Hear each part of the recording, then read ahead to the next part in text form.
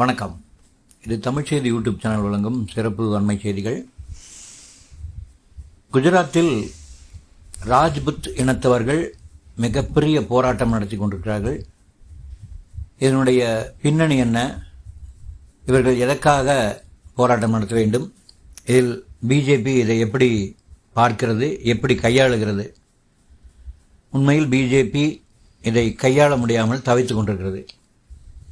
ஏனென்றால் இந்த ராஜ்புத் இனத்தவர்கள் ஏறக்குறைய இந்தி பேசுகிற 5 மாநிலங்களில் இருக்கிறார்கள்.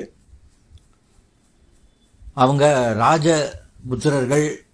ரஜபுத்திரர்கள் என்று நாம் தமிழில் படிக்கிற சத்திரிய வகுப்பை சேர்ந்தவர்கள்.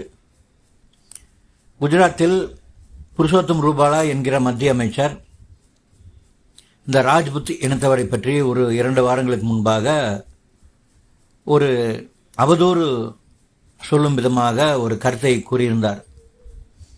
இந்த இனத்தவர் பிரிட்டிஷ்காரருடன் சேர்ந்து இந்த நாட்டுக்கு எதிராக இருந்தவர்கள், அவர்களுடைய பெண்களை தவறுகளாக கையாண்டவர்கள் என்பது போல ஒரு விமர்சனத்தை இல்லை அவதூறு பிரச்சாரத்தை சொன்னவுடன் அங்கு மிகப்பெரிய போராட்டம் வெடித்தது. அந்த ராஜ்புத் இனத்தவர்கள் ஒன்றாக போராடி உறுதிமொழி எடுத்துக்கொண்டு பல்வேறு விதமான போராட்ட உத்திகளை கையில் எடுத்து அவர்கள் போராடி கொண்டிருக்கிறார்கள்.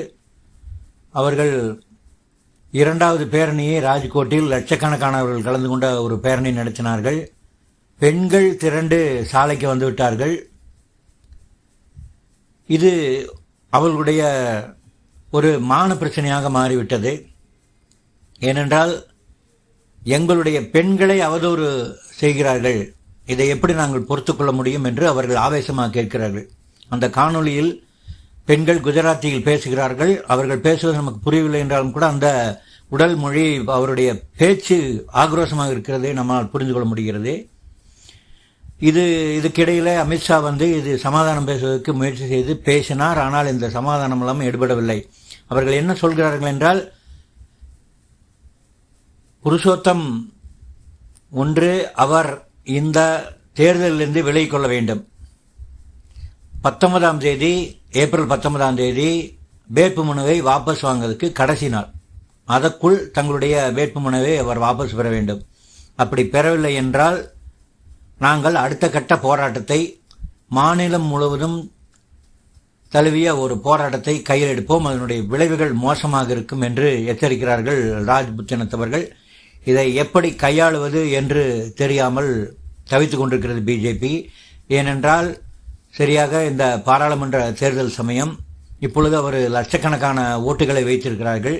இங்கு மட்டுமல்ல, உத்தரப்பிரதேசம், ராஜஸ்தான், பீகார், மத்திய பிரதேசம் உள்ளிட்ட இந்த 5 மாநிலங்களிலும் இந்த ரஜபுத்திரர்களுடைய ஓட்டு மிகப்பெரிய ஒரு வாக்கு வங்கியாக இருக்கிறது. இந்த வாக்கு வங்கியை எப்படி கையாள்வது, இந்த வாக்கு வங்கி திரும்ப நமக்கு கிடைக்க வேண்டுமே, என்ன செய்வது என்று தவித்துக் கொண்டிருக்கிறது பிஜேபி.